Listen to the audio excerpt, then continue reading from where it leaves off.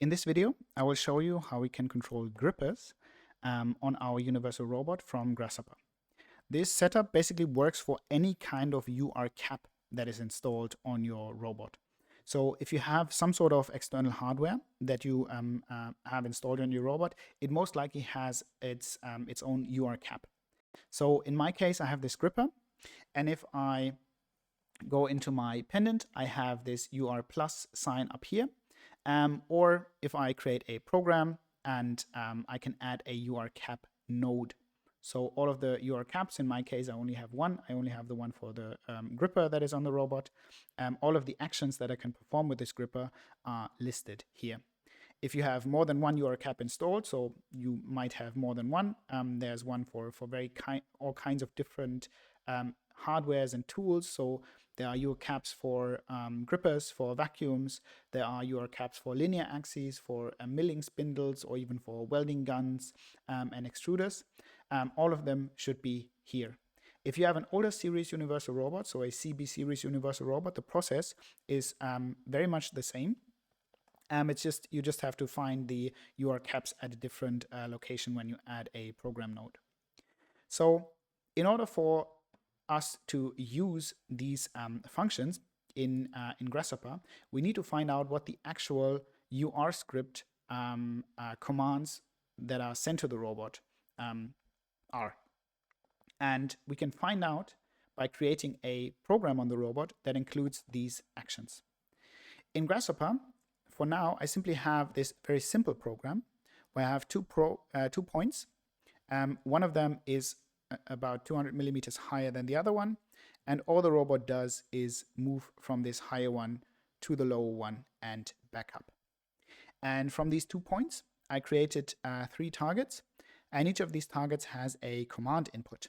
So by right-clicking and adding a command input, I can show this input. And as you've seen in previous videos, in order for us to send custom commands, I go into the command section of the robots plugin and select the custom command component. And so each of these targets would need its own custom command. So I will create 3 commands and I will connect them here. And in this custom command, I will have different panels where I actually write the code that is executed. But before we can actually write the code that we want to execute, we of course have to find out what this code is. And in order to do this, we need to go into the script file that is created on the robot whenever we execute a UR cap action. So on the robot, I created this very simple program. It has a gripper activation, a gripper open, and a gripper close command. So there are no motion commands. You can add, of course, as many commands as you wish, but it's very important that you add commands that have a wide range of what you want to do. So each of these commands usually doesn't just have, it's not just one command, but there are many different parameters that you can set. So if I were to edit this action, for example, I can set the position, I can set the speed, and I can set the force. So these would be 3 different parameters that I want to set. And if you want to change these parameters, you would probably want to add a few more actions so you can compare them and actually see what is happening in the code that allows you to change these parameters. Because if you don't, it might not always be super obvious what the code does in order to change these parameters. For now, I will just use these 3 actions, and I will not go into changing these parameters, but I will show you in Grasshopper a few locations where you could change the different parameters. So after I created this on the robot pendant, I will go ahead and save that program. I've already saved it. It's called Gripper in my case. And now I have to look at the script file of this program. Usually, when you create a robot program, they are saved as a URP file. And if you try to open a file, you will usually always find the .urp file.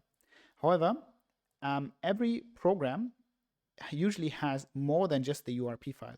There's also a script file, a text file, and then the URP file. And we're interested in that script file, and we need to copy it to our computer. You could either do this by filtering the files, selecting all files, finding the script file, and copying it to a USB stick that is attached to the robot. In my case, I will be using FileZilla, which is a free FTP software that you can use to connect to the robot if you're on the same network. I will not go over how you can install and use FileZilla in this video. I will link a video in the description that explains how you can use FileZilla. But yeah, we connect to our robot via SFTP : / and then adding our IP address. The username is usually root, and the password is EasyBot.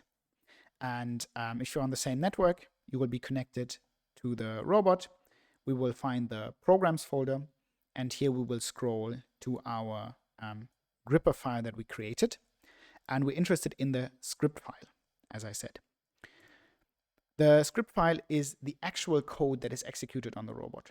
So the URP file and also the text file are basically higher level files. For example, the text file simply has a text listing of the different actions that get executed on the robot, but this doesn't tell us anything.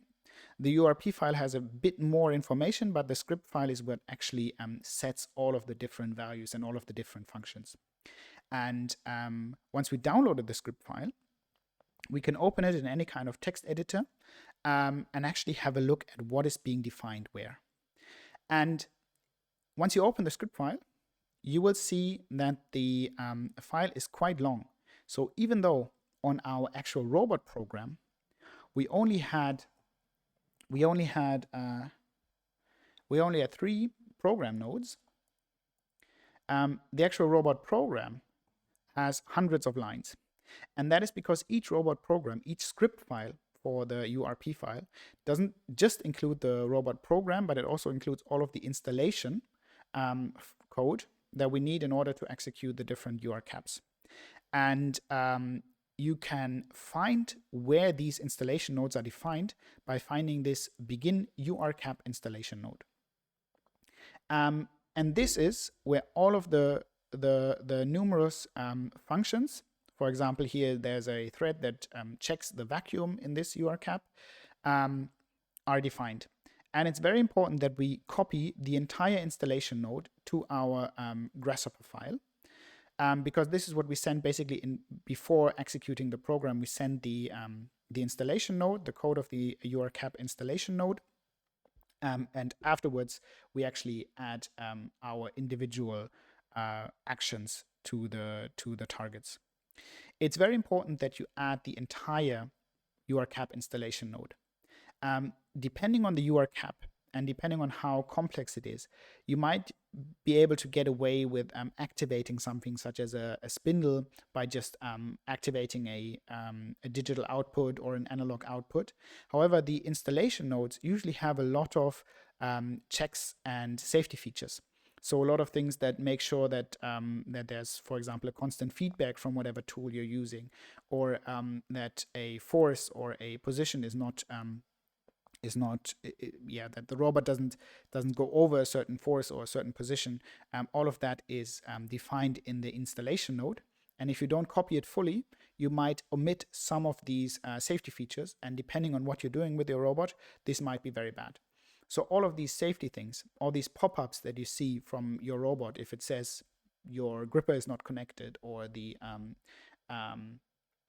spindle doesn't function or overheats, all of these things are defined in this installation node. And if you don't copy them, you don't have them in your robot program, and that can be very dangerous. So in my case, I have 2 URCap installation nodes, one for the vacuum and one for the gripper. And in your case, you can either copy all of the installation nodes if you need all of them. But in my case, I will scroll down and try to find the one that that defines the gripper actions. Sometimes this is a bit hard to find because all of this is just text. But you can see right here, the first installation node ends where it says end URCap installation node, and the next one begins, and this is the one for the gripper. So I will copy this begin URCap installation node and then move downwards and try to copy all of the commands and all of the setup and definitions for this for the gripper URCAP. And I need to make sure that I have all of it. And right now you can see I selected from the beginning to the end of the URCAP installation node. Command C or Control C to copy it. And then I will add a panel in Grasshopper where I will add all of the lines of code that I just copied. Just to make this a bit more legible, I will left align this and I will name my panel. You will have quite a lot of panels that all have a lot of text, and sometimes it's not obvious what these panels do, so it's very important that you name them when you copy them. And in this case, this is the gripper installation node, and so I just gave this panel this name. To double check that I copied all of the files, because it's very easy to copy more or less than you actually need, I can look and it says on the first line begin URCAP installation node, and on the last line it says end URCAP installation node. And so now I know that I have all of the lines of code that I actually need, and none of them are omitted. The next thing that I will do is to actually go into the robot program and see how the actual actions are executed. And this is where different URCAPs differ quite a lot.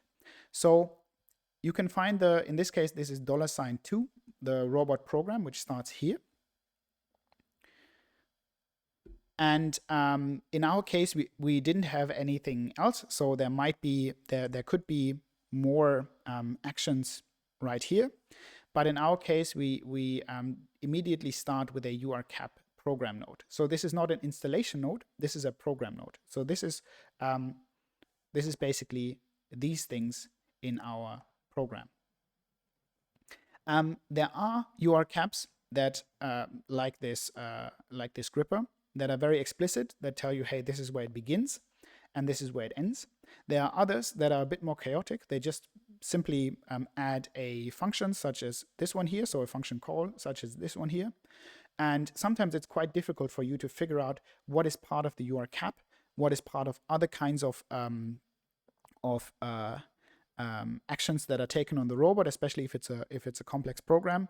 So make sure that your robot program only includes the ones that you need.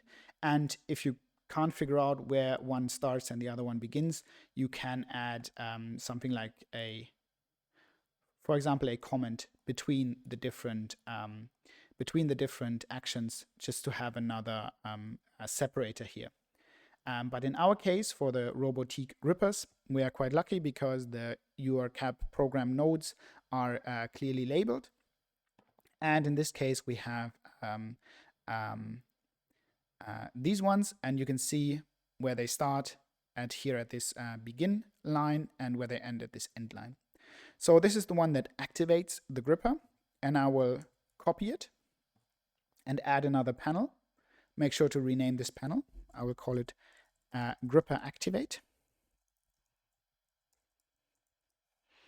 Double click and paste what you just copied.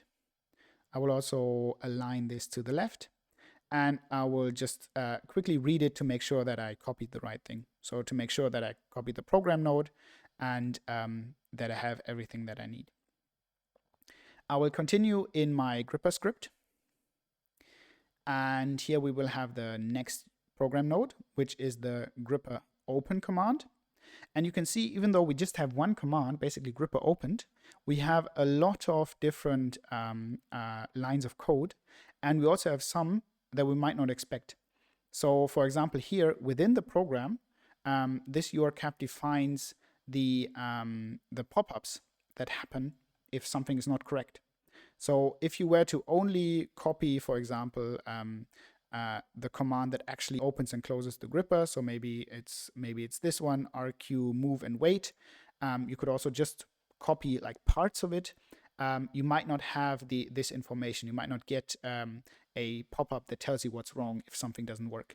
So I would always encourage you to copy all of it. In this case, we copy from begin URCAP programming node, and we go down all the way where it ends. Command C. I will add another panel. Double click, Control V, and name it Gripper Open. And I will also left align this one. Double check that I have everything. Starts on the begin URCap, ends on the end URCap. And the last thing that I do is to copy the URCap programming node for the Gripper close. Yeah. Make sure that you also don't include any additional. So for example, if you were to include this other end statement, you might also run into issues. I will copy this and add another panel here, which I call Gripper Close. And I will double click and paste the code from my script. And now I have everything that I need. So I have the installation node, I have the activation node, I have an opening program node, and I have a closing program node. And now I need to set these to the right targets in order for the robot to execute them in the right order. So the installation node will actually not be added to the target. You could also add this to the first target of your program.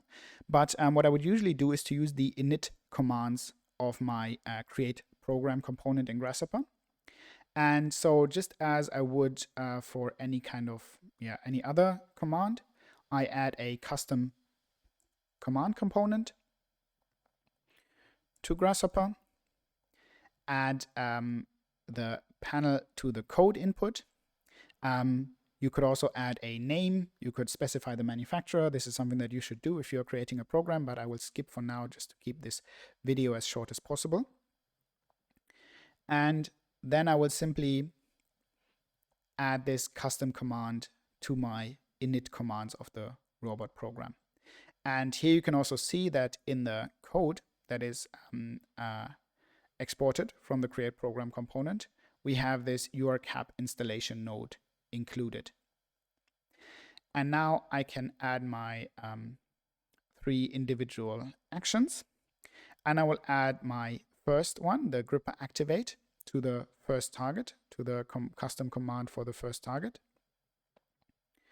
I can add my Gripper open to the second target, so when the robot is at the lowest point, and the Gripper close command will be added to the last target. When you are creating a Grasshopper file, make sure that this is more cleaned up. For now, this is okay for 3 points, but you should probably group these with the specified custom commands just to make sure that you really know what URCap action is executed at which position in your program. Because if you change this, if for example you change activating and deactivating a URCap, you might run into serious issues depending on your application. So now I connected all of the necessary pieces of custom command, and I can actually send this to the robot. I have my remote connection up here that simply has the IP address of the robot. And usually, of course, you would either have a init command, an additional init command that allows you that has basically a start confirmation at the beginning of a program so that the robot doesn't just immediately start, or which is even better, to use the FTP upload method that I showed in a previous video. For now, I will just use this regular TCP IP method, but make sure that you know what you're doing. And especially if you're doing this, if you're changing code, you can do quite drastic things with very few changes. So make sure you know what you're doing. Slow down the speed of the robot before you start any of the programs, and double check whatever you do and go in small steps. So don't just add 100 different commands. Maybe just add one command, start with small programs until you know that the commands actually do what you want them to do. Because usually when you start adding tools that have specific capabilities to your robot, you're already doing quite advanced things. So make sure you keep it simple, and that you don't, that you always know how to troubleshoot, and that you always have options to stop and abort any kind of process safely. So I can go to my robot and I will set it to, like I said, I will reduce the speed, and I will set it to remote control. Of course, if you have a CB series universal robot, you don't have to do this. But for the E series robot, I have to. And then in Grasshopper, I will simply hit the upload button. And if everything is correct, the robot will move up. This is where the activation takes place. It will move down. It will open the gripper, move up again. And once it reached the last point, it will close the gripper again. And this is exactly what we wanted it to do. Sometimes, if you, for example, forget to connect something, if your if the connection, if your code is incomplete, you might run into weird issues. And the unfortunate reality of universal robots is sometimes you get an error message, sometimes you don't. So, for example, if I disconnect this init command, the installation node, the gripper installation node, and upload the program again, the robot doesn't do anything. There's no error. There's no entry in the log. The robot simply just doesn't